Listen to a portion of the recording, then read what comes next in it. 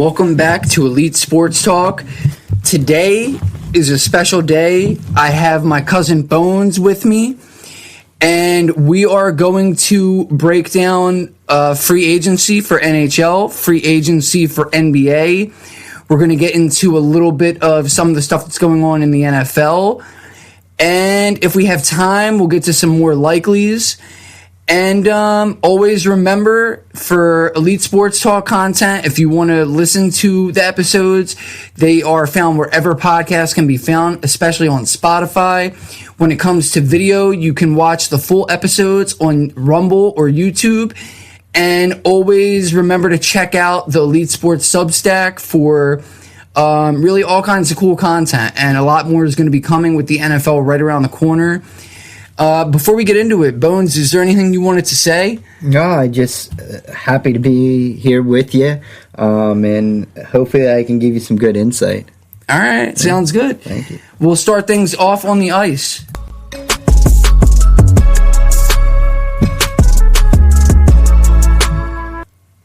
So, first thing up is, like I said, the NHL, and the Maple Leafs, the Toronto Maple Leafs have been doing a lot right now in the offseason. And some of these moves they've been making are honestly monumental moves. I mean, they go from a team who really was not that good last year, dealt with a lot of injuries, bad defensive play. And I think they may have addressed some of these problems that they were having. What do you think, Bones? I mean, whenever you sign a two-time Stanley Cup champion goaltender, I think that's going to up your chances a lot. And so, to top that with the talent of Austin Matthews and William Nylander, they definitely have made some strides in that conference. I think, though, they're still going to have problems with Florida and Carolina. Carolina's top six is dangerous. Their speed, their skill, scoring ability, and being able to kill penalty. Their penalty kill is amazing. Is signing a goaltender going to get them over the hump? I don't know, but I think that they're going to be definitely better than they've been in the past. I would say I don't think Stanley Cup for them this year, but I do think that a conference final showing could be there. Okay, yeah, I like that. I mean, you start with the top down, and obviously they replaced their head coach. Now they have Jim Hiller, who has gone 93, 58, and 24 in 175 games. He is best known for being the Kings coach. He had a 21-12-1 record with 43 points in 34 games, the 23-24 season. Then the 24-25 season, he went 48-25-9, had 105 points in 82 games. And then last year, it was a bit of a shorter season, 59 games, 24-21-15, and had 62 points. And like you mentioned, they have a two-time Vezina Trophy winner and a back-to-back Stanley Cup champion now, and Bobrovsky. They signed him to a 3-year, $21 million deal with an annual average of $7 million. And I mean, last year was arguably the worst year of his career. He allowed 2.61 goal average per game, .912 save percentage. That's overall rather. Last year, though, he was 16th best in terms of win percentage. He was 43rd in terms of goal average per game. He allowed over 3 goals per game. And he was really awful with his save percentage. It was a .877 last season alone. That makes him the 53rd best goalie. But he did have 4 shutouts, which is crazy. That's actually the 3rd best in the NHL. It was the lowest save percentage of his career, the second highest goals on average allowed of his career. second most losses of 9 seasons where he had 50 or more starts in between the pipes. And but other than that, I mean, when you really look at their team now, yeah, when they went out, they drafted the number 1 overall kid out of Penn State. And like you said, with Austin Matthews and William Nylander, I think that this whole roster is revamped and they're looking in the right direction. And I definitely have them as a playoff team. And I want to also agree with you and say that, you know, maybe they could actually make it to the Eastern Conference Finals. Yeah, I mean, I think it is. You know, they are saying right now that McKenna's going to be playing on that first line. Yeah, which is that's surprising to me. You know, but that's a great way to start your NHL career, and we'll see how that goes. I mean, in college, he was amazing. You know, he was definitely the number 1 pick this year for sure, for a reason. And I'm excited to see him and Austin Matthews play together and see what that looks like. You know, getting strong goaltending night in and night out really changes the game, because I think that Toronto is really struggling with, you know, the 2-1, the 1-0, those close games. You know, and when you get somebody like Bob, even though he's coming off of, you know, not a great season last year, you know, Florida had some injuries last year, and definitely, you know, so you may not have gotten their best play defensively for him, but you know, Toronto's at it. You know, some Radish, another good defenseman. And I think, you know, you add those kind of pieces in place, you're going to get more consistent play on a night in, night out basis. It's really going to come on to playoff time, right? And when you have a goaltender like Bob, who's been there, who's won before, you know, you gotta like those chances for them. But like I said, you know, you got Carolina. And that top 6, they were very impressive. And you know, they didn't even have goaltending. You know, and they still were able to do it. They were juggling their goaltenders in the playoffs. But you know, Rod Brind'Amour, my favorite hockey player. That's a shameless plug right there. But you know, Rod is he's a high tempo guy, and he coaches that team the way that he played. And, you know, I loved watching him play. And, you know, when I was growing up, I wanted to play like him. And it was just hustle, 50-50 pucks. You know, it's those little things that he coaches to that, you know, makes a team be elite, right? And, you know, Toronto's going to have to, you know, go through them at some point in time. And it's... You know, not to say that Austin Matthews hasn't gotten over the hump in those big games, but like a coach like Brind'Amour will make his players better. So, you know, we'll see how that plays out. I say Toronto definitely is going to be better for sure. Excited to see them play, and you know, I don't think Stanley Cup is probably there this year, but that's not to say down the road. Yeah, definitely. And it's funny that you did mention Brind'Amour and the Hurricanes, because it seems like they're taking the same type of approach with this new era of hockey, it seems like, with multiple goalies that really could be starters in their own right, still having Stolars as well. But yeah, I really like this team. But now let's talk a little bit about a team out in Anaheim. You know, there was a lot of noise about the Ducks, and maybe the GM was facing a lot of heat, a lot of backlash because of, you know, some of the losses, some of the guys that really he could have re-signed and moved on from or traded away. I'm talking about guys like Jamie Drysdale, Ricard Raquel, Hampus Lindholm, Josh Manson, Trevor Zegras, and just recently Mason McTavish, just to name a couple of here.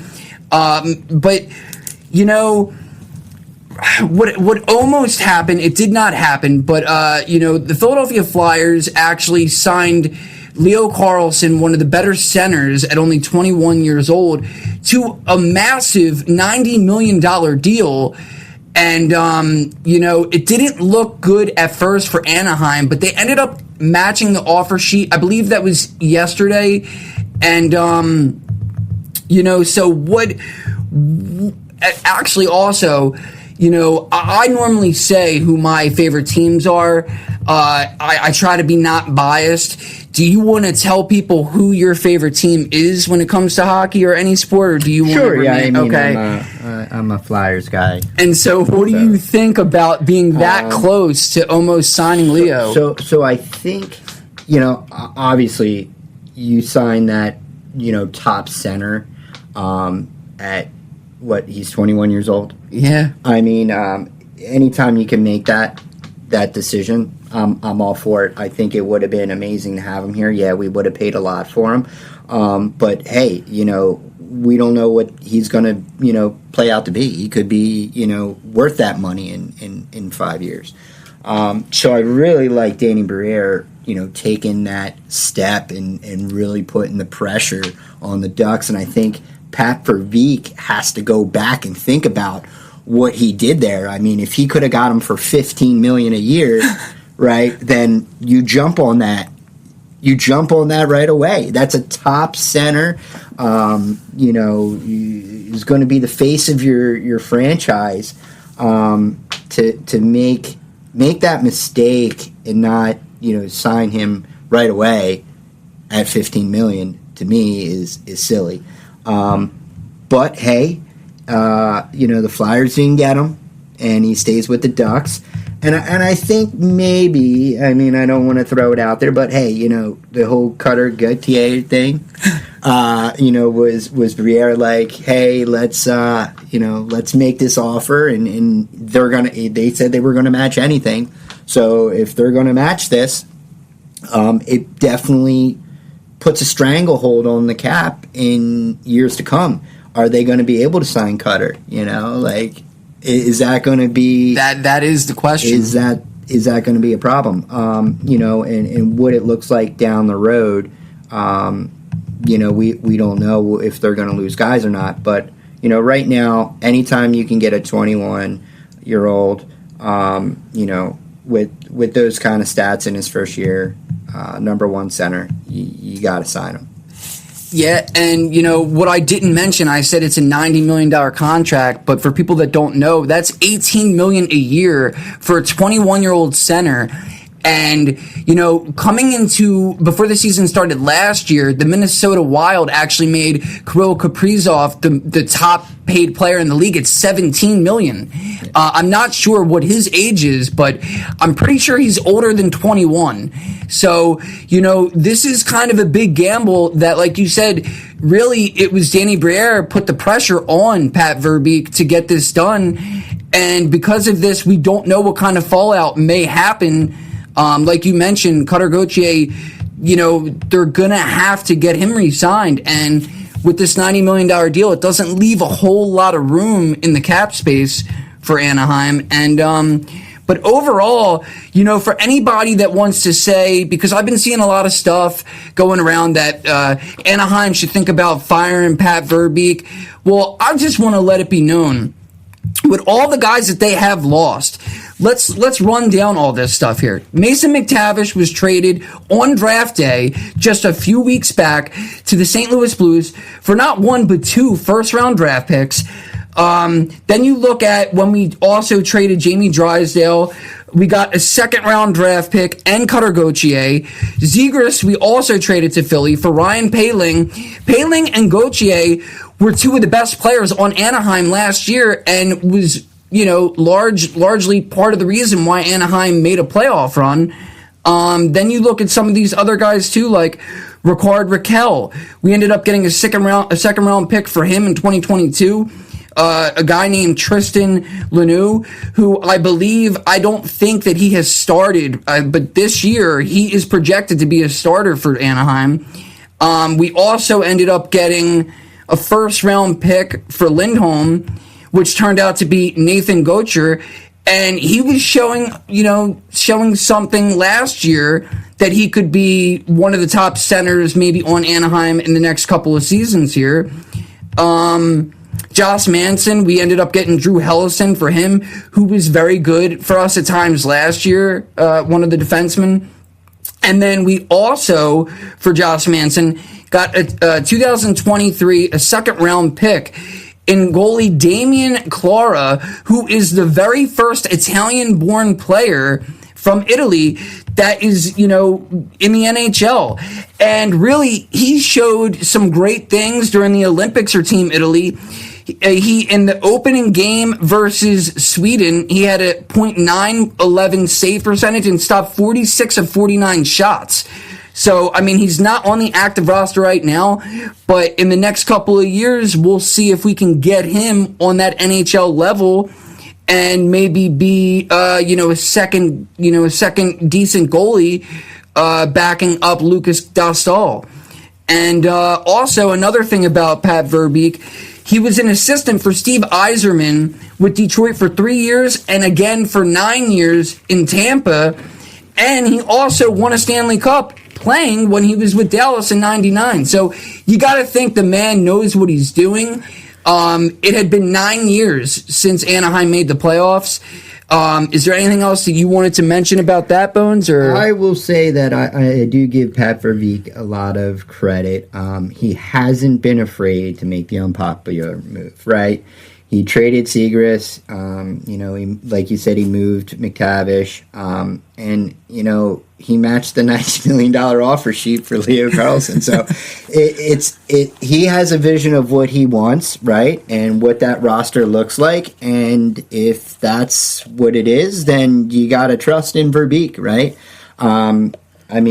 They're going to be exciting this year. And, I would say that, he probably is going to think about his negotiations with players going forward, but I think he does have a vision, and I think that, I don't think he should be fired for this, until we see what happens. You still have him, right? Yeah. You still have, your number one center. You still got a good core, and I'm sure he's going to try to do some other things. So, yeah, I don't think firing him is the way to make it happen. And he's not afraid to take chances. And, I'm sure there's probably something lurking that he's got going on that he wants to make happen. And we'll certainly be paying close attention to see what ends up happening with Cutter. But yeah, so now when it comes to Philly, he's going to get booed. I'm just going to say that. I will be booing him. Hey, I completely understand that. Yes. Speaking of Philly, though, why don't you go ahead and tell us, all the insight about what's been going on with the Flyers right now? Well, first off, let's just say big strides last year, to first off make the playoffs, because I didn't think that was going to happen. So we make the playoffs. We beat Pittsburgh, our rivals, with a very young team, inexperienced team. You got to love that. And, adding Trevor Zegras was great. And you got Konechny, Tibbet, Michkov, he went back a little bit last year, but that's okay. Hopefully he comes in the camp in shape, ready to go. And, you get those guys going, I could see them probably around 98 points, probably fifth or sixth. There's going to be teams ahead of them. I think definitely I'm looking forward to playoffs. And even Danny Briere had said that, with the success that we've had, we could take a step back next year. So, but what's that look like, right? Does that mean not making the playoffs? I really wouldn't like that, but does that mean maybe a first round, exit? Okay.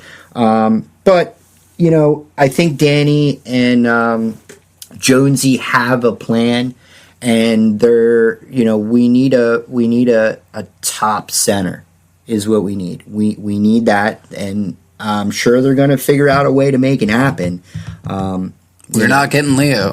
Yeah, we're definitely not getting Leo, and obviously you could see that when we played Carolina, we were outclassed. Speed, just everything that game. They just couldn't do anything. The forecheck from Carolina was just unbelievable. We couldn't get the puck out of the zone half the time, and really couldn't possess the puck, and they took advantage of that.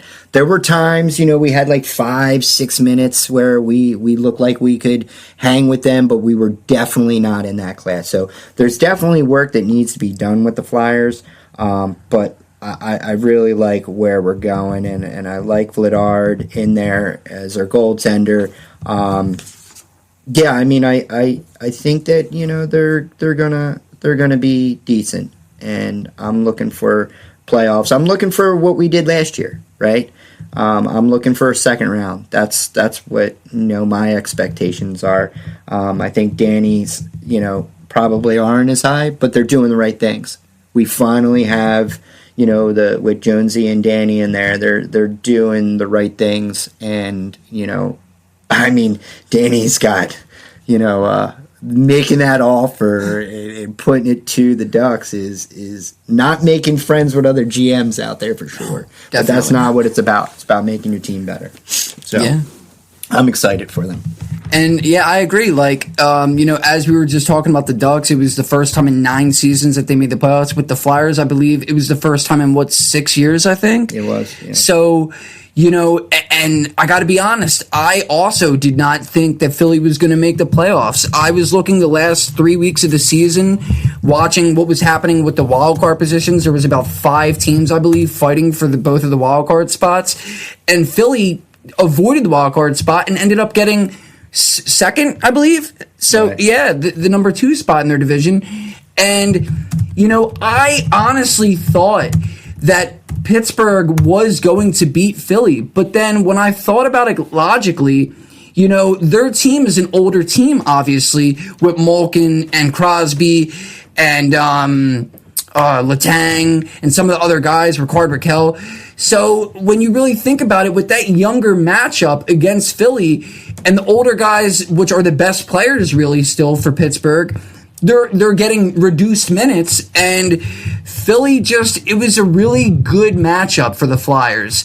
And then, like you said about playing against Carolina, Carolina's defense they really are a suffocating defense, and I think, quite frankly, that Vegas was lucky to get any wins at all against Carolina, which is saying a lot because Vegas has only been in the league for so many years and has already been to the Stanley Cup 3 different times. And, but yeah, when it comes to Philly going into this next year now, with Vladar getting this new 5-year deal, $27.5 million, 5.5 is going to be his average salary starting in 2027. And they also have a decent tandem of their own in the net with Joseph Wall coming over, obviously, from Toronto. And, I really can't say enough good things about Philly except for the simple fact that I wish they would stop stealing Anaheim Duck players. But, other than that, they really are. I mean, when you look at some of these young and up-and-coming teams, you got Montreal, Philly, Anaheim. I want to even say Buffalo probably is a part of that. So, yeah, I mean, there's definitely going to be some really good days for Philly, coming soon. I mean, I don't know how far they will go this upcoming year. The Eastern Conference is very tough. Florida, is going to be back. Carolina is going to be right back in it. Mm-hmm. Now you have Toronto to worry about. Yep. And like I mentioned, Montreal, Buffalo. So, yeah, I don't know. I don't know what else I could say, really. But, they really have a very talented young squad. They got the right guy with the coach. Briere is, doing whatever he can to better this team. And they're young. Yeah. They're young, and what I like is that they're putting faith in these young guys, and they're playing them. I think in the last regime, they really didn't play their young guys. They would rather go out and get like a veteran, a name that that's just, and I'm not going to say names, but like not going to give you what you're not building for anything at that point, right? And they're building something here. So I'm okay on a 2-year plan right now, and I expect them to make some moves and get in position to where we can be competing in those top 3 spots. Yeah. And it makes sense. When you think of Philly teams, you got to trust the process, right? It's always been trust the process. And that process is hard to trust sometimes, though. Yeah, I can see that. So the last topic for NHL that I wanted to get to was, Edmonton. I mean, we've seen them go, back-to-back Stanley Cups. They couldn't get it done either time against the Florida Panthers. And, honestly, I liked Skinner and I liked Pickard as their goaltenders, and now it's only 2 years removed from those Stanley Cups, and neither goalie is there. They thought they made a good move last year, bringing in Jari, I believe, from Pittsburgh. That did not work out. They also dealt with some injuries, but McDavid and Draisaitl, they could not do it alone. And I think one of the things was that may have hurt them, in my opinion, was not taking back Corey Perry, another great veteran for them. But also they needed to address the obvious, which is the goaltender position. And now I think that they have maybe done that, in going out in free agency, I believe it was. And they ended up getting Frederik Andersen. Now, he did have some struggles with Carolina. We've seen that. But overall, other than, maybe 4 games throughout the playoffs, he completely turned everything around from the regular season. The regular season, Andersen was not great last year. Came time for the playoffs, except for, like I said, maybe 3 or 4 games, he was lights out. So how much do you think that that's going to help Edmonton and Connor McDavid going into this year? So Andersen is one of those guys. He's a streaky guy. Solid, though. Solid, right? It's tough with the Oilers because you have 2 of the best players in the league, and in Connor and Draisaitl, and they just have not built what they need. And what they needed was to get better defense and better goaltending. So you see how Toronto goes and gets a guy like Bob, right? If I'm the GM of the Oilers, that's my number 1 goal right there. You bring in Andersen, he's gonna win you some games, but is he gonna be the guy? Here's the deal. Carolina, Rod Brindamore makes a decision. I forget what game it was. Maybe after, was it game 1 they switched in the Stanley Cup? But they moved goalies. Maybe it was game 2. I think. Game 2? I think.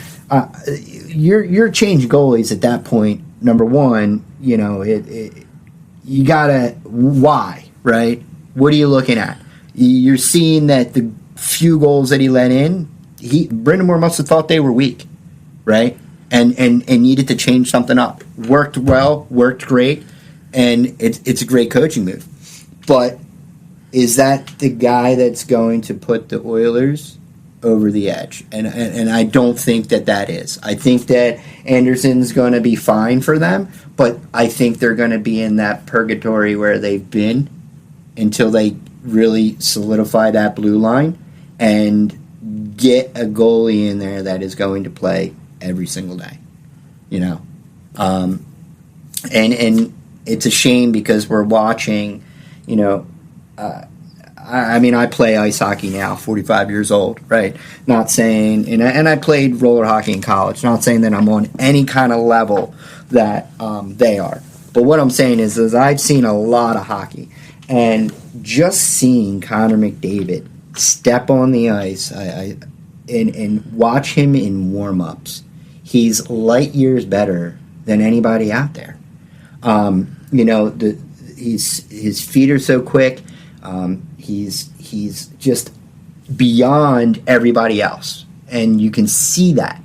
You don't see that with a lot of it's hard to see the difference in talent a lot of times in the NHL if you're just like the common fan, because they're flying out there. They're all really good. They can all skate. They can all score. They can all, do most of the things.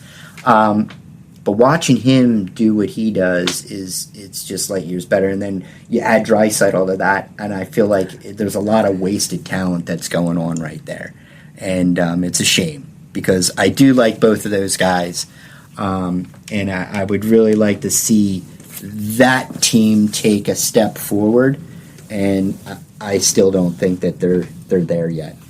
Yeah, I mean, for me, I hadn't been paying close attention to the NHL for a while. I was a little more invested in the NBA, and honestly, McDavid was kind of the reason why I started gravitating back into hockey. I mean, even as a Ducks fan, when we had Trevor Zegras, the things he can do, he's a very skilled player. Oh, yeah. But McDavid is like times 10. I don't know, maybe times 5, times 10 of that. And, the puck handling, the skating, everything, the passing, he's an incredible player. And I found myself rooting for the Edmonton Oilers in both of those Stanley Cups. Plus, it was also easier because I also like Draisaitl, and they had Corey Perry, who obviously came from the Ducks. But, one thing that I was wondering is, why Anderson, and why not try to make a move for Connor Hellebuck? Because Winnipeg, I don't know what happened from one year to the next. Yeah, but I would have liked that move better. Right, that would have been incredible. I would have liked that move better. But Anderson, he did play in the Stanley Cup. He did win. The Stanley Cup. He was on a big part of that, and they are hoping that he takes another step forward this year. So I think I'm not sure what the numbers were for Connor if he was available, but maybe you make a move to get somebody, but they felt that was going to be the best spot, and then you got Mike Babcock coming in. Yeah, that whole situation. That's a whole situation there. He's old school, right? And coming up playing, I'm 45, and like I said, not that I am comparing myself to them in any way, but I've played for coaches over the years that were hard. It was a different time coming up, and I like a hard coach, pushing you, skating you, no pucks. We're skating the first half of practice. We're skating circles. We're doing suicides. We're doing every skating drill to build, tolerance and being able to, in a third period late in a game when the other team's starting to, fade out, all that skating that you do, you're going to be, better and be more conditioned. Babcock's on another level, and the things that he does, I don't agree with. I don't even know how they let him back into the NHL, to be honest with you. There's a lot of things with him, but hey, listen, maybe being out and all the stuff that he went through, maybe he's going to have a different approach to the younger guys. Maybe he's going to have a different approach to it, because there's no doubt he's a good coach, right? Yeah. I just think he just gets on a power trip and and goes a little sideways. But hey, let's see what that does too. I mean, that's going to play into this for sure. Yeah, I was shocked when I seen that Anaheim was going to be playing Edmonton in the first round. I mean, I thought that maybe there was a way that we could take Edmonton down because of their situation with their goaltending, but I didn't think that it was going to look quite like that. McDavid didn't really get to do a lot in that, and I mean, they don't have the greatest goalie in Anaheim. I mean, Lucas Dostal, he's decent. He's still up and coming. He's still learning, but yeah, I just hope that they figure out whatever they got to for Edmonton, because the time is ticking, and we really want to see one of the best players in NHL history eventually get to win a Lordo, and that's what it's about. And I think we're going to go ahead from here now and head over to the hardwood and discuss a little bit of NBA.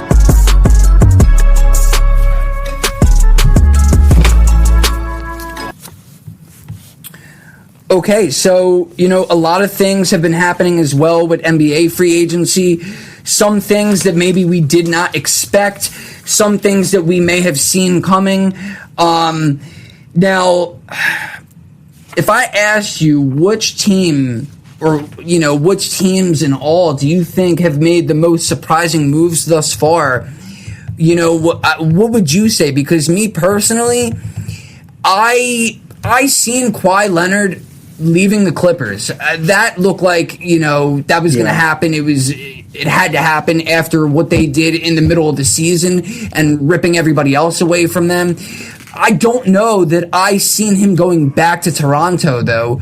And I'm trying to think what else here. John Morant, he's had somewhat of a bad history recently with Memphis, and he went from looking like the next Allen Iverson to, having stuff off the court, dealing with a lot of injuries, apparently not having the best relationship with some of the players in the locker room and some of the coaches.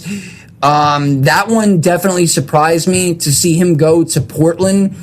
But I think the most surprising move that nobody really expected was to see Jaylen Brown get traded within the division to the Philadelphia 76ers. What do you think, Bones? I mean, I'll tell you, that is one of the most mind-boggling trades I've seen, and it's great for us, right? I'll say us. Obviously, I'm a Sixers fan.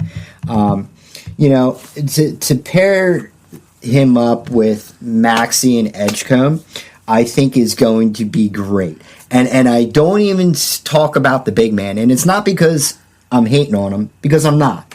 It's going to be what Joel can bring, right? When he can bring it. Is he going to be healthy? Because if he's going to be healthy, they're going to be good. And we were in doom for the next 3 to 5 years with those contracts for Paul George, Embiid.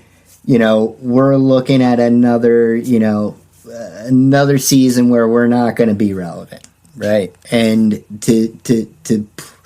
for your rival, right, to give you their best player, only a few seasons removed from winning a championship too, and MVP of the conference finals, right? Yeah, MVP of the finals. Yeah, he was fourth in the MVP discussion this year. I just think that no matter what, let's just say you're gonna move on from him. Boston's like, we can't. We were offering him out there for Giannis. It didn't work out. He's mad about it, and this isn't going to work. Okay, completely understand that. But under no circumstances do you think about calling Philadelphia up and saying, hey, what will you give us for Jaylen Brown? I just think that's, I think that is a fireable offense. I'm sorry. I really do. Now, obviously, he had a, what is it? He was the coach of, his name is slipping my mind. Italian guy. Steven. Brad. Steven? Yeah. I just can't believe, like, who do you go to when you make that move? You gotta have a room of people, and you're like, let's analyze this. What is the city of Boston? They're going to take you out front and tar and feather you if this doesn't work out. Yeah. Right? I think the most mind-blowing of this whole, free agent, even though this was a trade, I think that's the biggest thing. That's the biggest blockbuster for me, no matter what, because it's to a rival. It's to a rival. I don't think that there's many people out there that would disagree with that.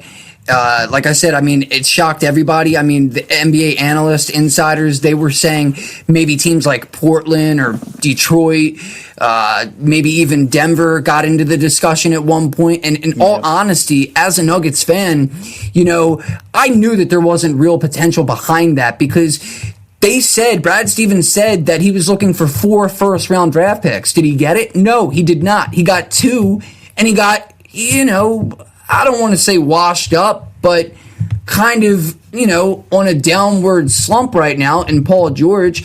I mean, Philly brought Paul George in to get the production that they ended up getting out of their rookie in VJ Edgecombe. So it really is. It's insane. And you got to think that maybe they should have entertained a team in the Western Conference. And even though you may not have gotten 4 first-round draft picks, if they would have sent him to a team like Denver, you could have got Jamal Murray, possibly Aaron Gordon, maybe Christian Brown, all in return, plus maybe a draft pick. So I don't really know what Boston's going to look like going into this year. It's nuts.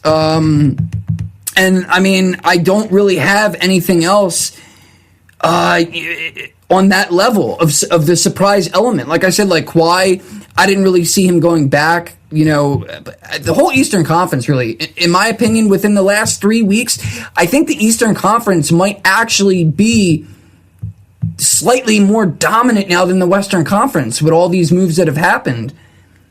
But it's crazy. And Embiid, if he were to get hurt, I feel as though Philly's still going to be okay. I mean, because they still have the 3 guys that can all get 40 points. I mean, Tatum got hurt last year, right? And who carried him?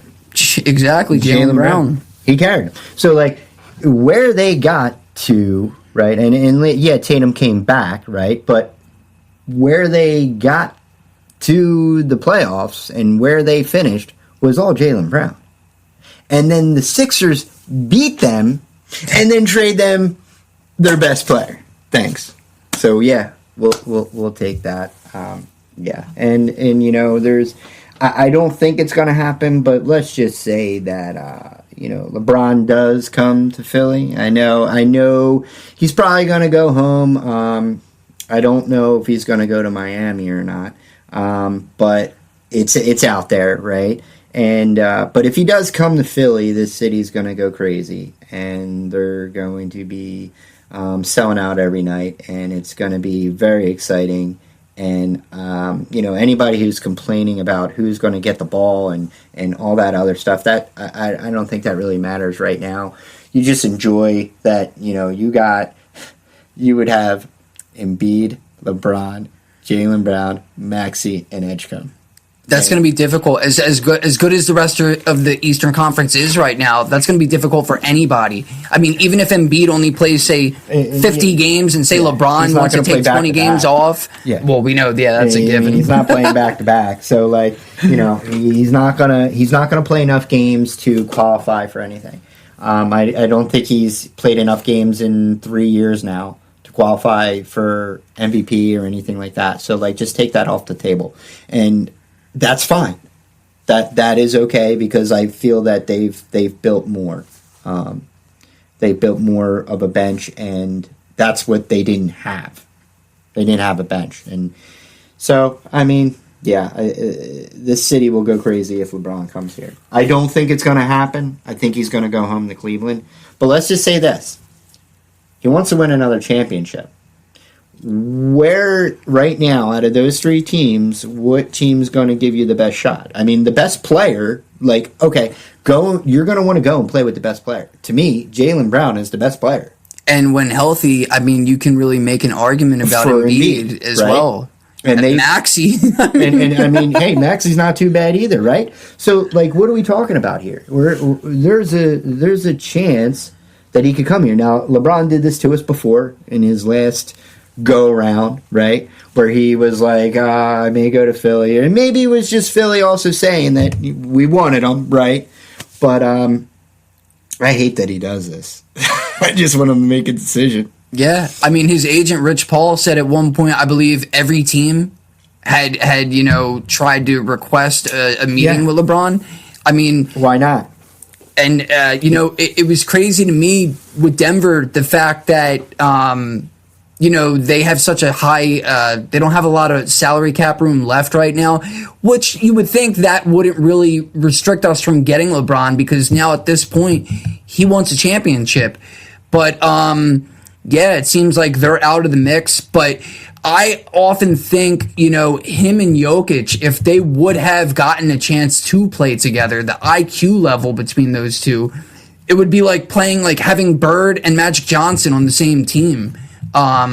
But also I wanted to get back with Philly just to how you brought up the salary and, when they had Paul George along with Maxey and Embiid making all over $40 million, that's the only team in the NBA that had three players making $40+ million a year. So the interesting thing is... And not contending. Exactly. Right? Yes, exactly. So huge contracts, just you're not relevant and you're paying a ton of money. But go ahead. I'm sorry. Yeah. No. That was good. But like, it's crazy because, that's why Daryl Morey ended up getting fired. Absolutely. But also, I'm interested to see how much money they have left in their salary cap, because you go from Paul George, who I believe was making $54 million or was due to make $54 this year, I believe. And then, Jaylen Brown, I think, is going to be making about 57. So he's going to be making more. And they were talking about, maybe it was just because they weren't contending. I don't know. But I was thinking, what if it's not over for Philly right now? What if maybe something happens and somebody calls, like a team like maybe Minnesota, and says, we got Rudy Gobert, we want Joel Embiid? I don't think that money works. I'm not sure what that money looks like, but, I would say it's going to be hard to move Embiid. I don't think that happens. And I think it's a money issue, and I think he's going to end up playing the rest of his contract out here. Because I don't think we're going to be able to move him, and it's okay. I don't think that we should move him, because when he is healthy, he can dominate on both ends of the floor, right? Absolutely. And he doesn't have to be the guy every night now, right? And because he doesn't have to be the guy every night, maybe that changes. Maybe he plays less minutes, right? And obviously he's not going to play all the games. So whatever you get out of the big guy, right, it should really save his career at this point, because he wasn't going to win anything and we weren't going to move him. So I don't think that Rudy Gobert, and listen, if that happens, I wouldn't even want to do that. I'd rather take my risk paying the big guy with what we have right now, even not getting LeBron. I'd rather take that risk, because I feel like Embiid can be the best player in the league, right? And I feel like you gotta take that chance and just ride that out. And I think we should ride Embiid until the wheels fall off at this point, because you can't do anything anyway. Yeah. That's the way I'm looking at it. So whatever you get out of him, if it's 75% of what his, MVP year was, I'll take it. Because I feel like we have a good supporting cast. But I don't think that we're going to be able to move him realistically in any kind of package. Yeah, no, with the amount of money that he's due to make for the rest of his time in Philadelphia on the current contract, at least, yeah, that makes perfect sense. And going back to LeBron, so, like, that's an interesting thing. Like you just said, Embiid is at the point now, getting Jaylen Brown and having Edgecombe and having Maxey and even some of these guys. Dean Wade is he's okay. He's a decent guy. Right now, he's scheduled, I believe, to be their power forward. But if they do go out and get LeBron, the same thing could be said about LeBron, because he would be coming into a team where he already has maybe 2 or 3 guys that can score 30, maybe 40 in a game. So LeBron wouldn't have to do a lot either. And him and Embiid, maybe he could help Embiid out by also playing the center position at times. Whatever you got to do to get to the point where everybody's healthy to get into the playoffs, that's really what matters the most. But the other 2 teams that really were looking like they were serious for LeBron are the 2 teams that he played for before, either going home to Cleveland, as you already mentioned, or maybe going to Miami. And as intriguing as Miami may be for LeBron, for maybe because back in Miami, you're around the beach, and I believe they have like a good golf course. He's really into golf nowadays. There's plenty of good golf there. Yeah, exactly. So, but I mean, other than that, that would be, I just don't see it happening. I mean, he could fit in realistically with anybody, but him, Giannis, and Bam all on the same team, all on the court at the same time, I don't know what that would look like. Yeah, I mean, it's a lot of big guys. I mean, I think it all would come down to, if he was going to go to Miami, it would be for Eric Spoelstra, right? I mean, so if you're going to look at, who's going to make something happen, I mean, he's a great coach. He's probably one of the best coaches, and LeBron knows the organization. He knows the culture, and he could go back and try to win another title there, right? Yeah. But here's the thing with that. I really do think that LeBron, what is he, 41? 40, yeah, I believe he'll be turning 42 at some point during the season. And it's crazy that I'm going to say this, but I think he has 3 to 4 years left. I mean, if you look at these numbers, I mean, 24.8. Almost averaging 7.6 rebounds, 8 assists, 51 field goal percentage. Yeah, 41. He could say, I'm going to go to either Philly or I'm going to go to Miami and try to win a championship right now. And then he could say, and sign 1-2-year deal, and then go back to Cleveland. Because I feel like he's going to want to retire in Cleveland, right? Honestly, it makes too much sense. Everybody wants to. It really does. All players most likely want to retire in the city. Like, even AI, he went out and played Denver or wherever, and then, you want him to retire as a Sixer, right? That just seems to be the trend. But, is he going to want to go to Cleveland for 3 years right now? I don't think so. Maybe. I mean, it's not like they're too far off, right? They got some good pieces there. But, I mean, the Miami thing, I think if he's going to Miami, it's really because of the coach. Well, see, the thing about Cleveland, though, that makes me think maybe he wouldn't want to go. I don't know what type of a relationship, if any, that he has with James Harden. But, when I think of James Harden playing with LeBron, I think of back when J.R. Smith was with LeBron, and he really, really let LeBron down. And what's been the consistent thing that we've been saying about James Harden? Come playoff time, he can't get it done.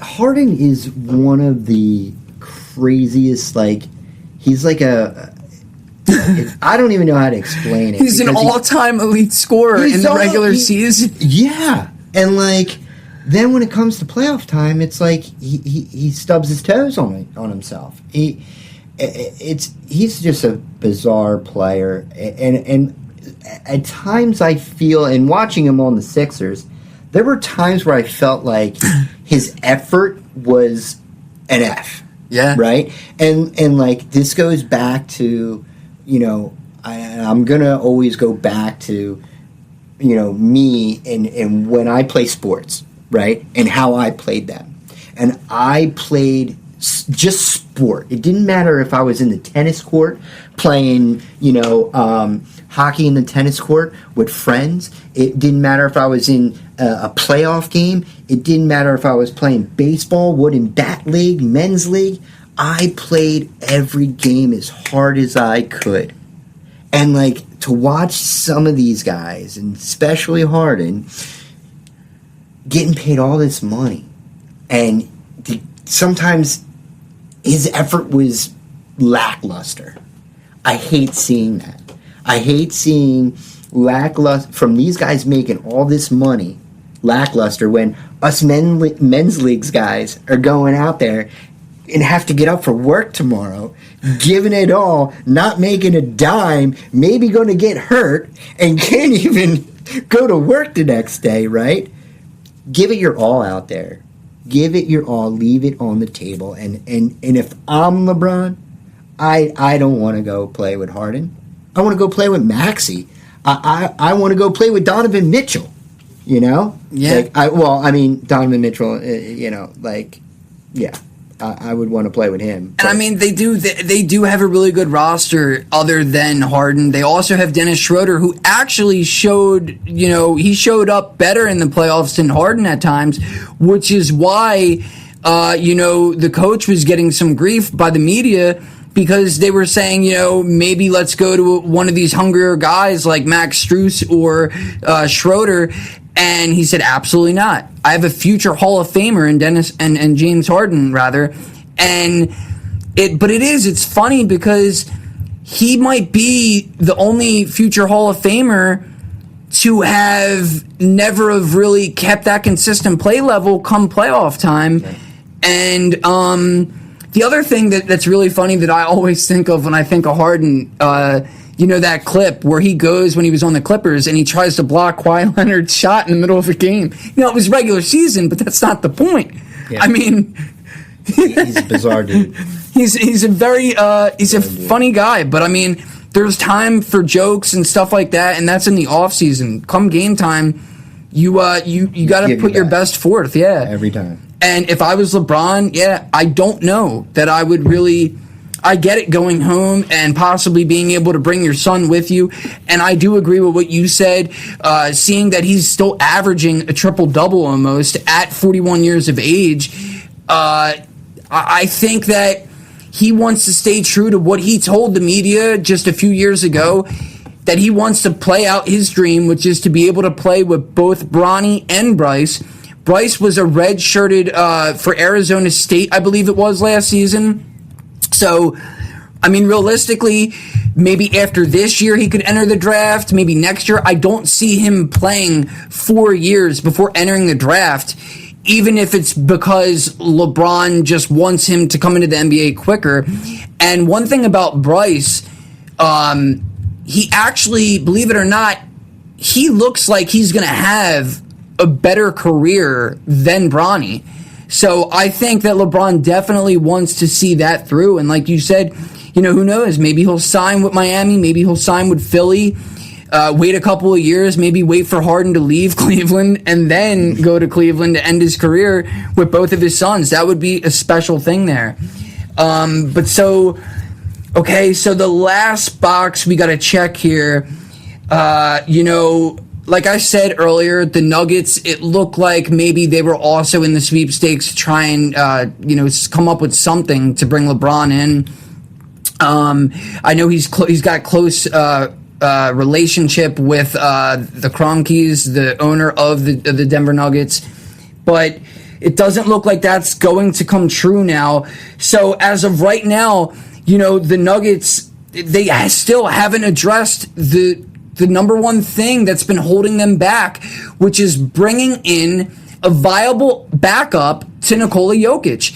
I mean, like we were talking about with Connor McDavid, like it seems as though Denver, yes, they won their first ever championship in 2023, and that was largely because of Jokic, obviously, but this could be the best player in NBA history to have only gotten 1 ring when he really should have maybe gotten 2, 3, or even 4. You look at the past 5, 6 NBA champions, and, a lot of those teams are diluted from what they were. You look at the Denver Nuggets, they still have AG, they still have Jamal Murray, they still have Jokic. They brought Bruce Brown back, and they still have Christian Brown. So for them to keep these pieces and pay the salary that they're paying to these guys, for one, they have to re-sign Peyton Watson. He's arguably the best defensive player, if not the second, to Aaron Gordon on this team, which is the most important thing for them to address. But now it's looking like, because they're up against the second apron, they don't really have a lot of wiggle room to bring in any high-profile guys. And, me personally, I looked a little into this, and it looks like we may have a real possible shot at signing DeMar DeRozan. Now, DeMar DeRozan, at this point in his career, I don't think, just like LeBron, I don't think he's worried so much about his salary. He's already made over $300 million. He's 37 years old, and he has yet to play for a true contending team. And even though, he may lack some defense, he's not really the best three-point shooter, which is, one of the greatest things about the Denver Nuggets. Their whole team has really raised their level of play from three-point. Most of the guys are right around 40% from three, including Nikola Jokic. But DeMar DeRozan, he's still, at 37 years old, in my opinion, one of the best mid-range shooters in the league. And I don't know if you want to touch on this or not, but... I don't think Denver needs another star, and obviously they can't afford that, so that's not going to happen. Their bench, right? That's pretty much what they need to do, and you're not going to get a star coming off the bench, right? But, you can go out and look at, maybe a perimeter defender, somebody who doesn't need the ball, because I think that they're going to have the scoring that they need. I would say that they need to look at getting their bench and getting some support for, Joker out there, because he can't play every minute. And I feel like that's probably, a big deal for them. And also they just don't have the money to go out and get anybody that's going to, really make a difference. But you can get some bench players that can give you some minutes, and that's what they need. Absolutely. And actually, I don't think that Bruce Brown is under contract, so that's another thing that they have to look at. They have to try to re-sign him. They still have, I believe, Peyton Watson. I think his agent is looking for about $24-25 million a year right now. And he is a restricted free agent, so, Denver will have the opportunity. I believe they get 48 hours to match any offer that comes in for Peyton Watson. But, and Aaron Gordon, with him having the injury problems he's had the past couple of years, which is really the number one reason why Denver fell to Minnesota 2 years in a row, you would want to keep Peyton Watson because he can play that backup position to Aaron Gordon at the 4. And other than that, it's not really a lot of pieces that they could get their hands on out in free agency. Chris Bashore, maybe?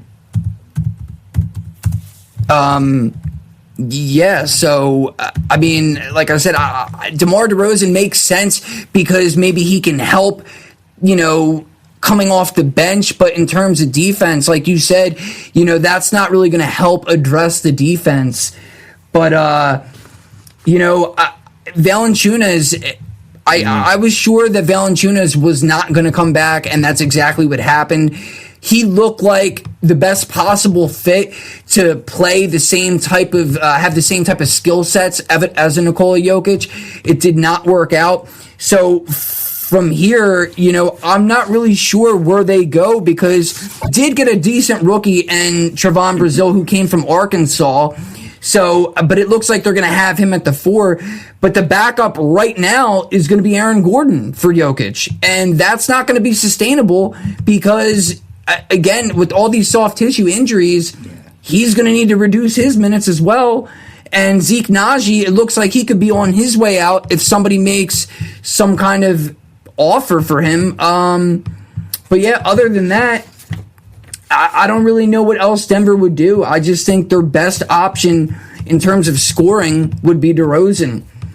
But I think that's going to be everything for NBA.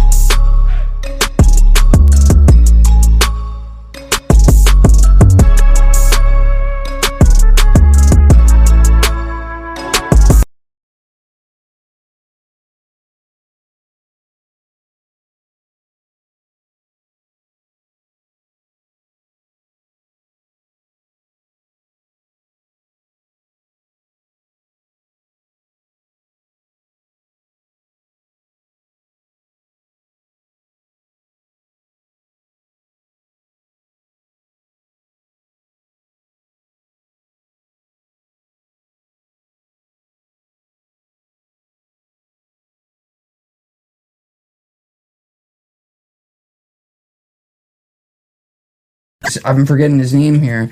It doesn't look like he's going to be a long-term option for them. They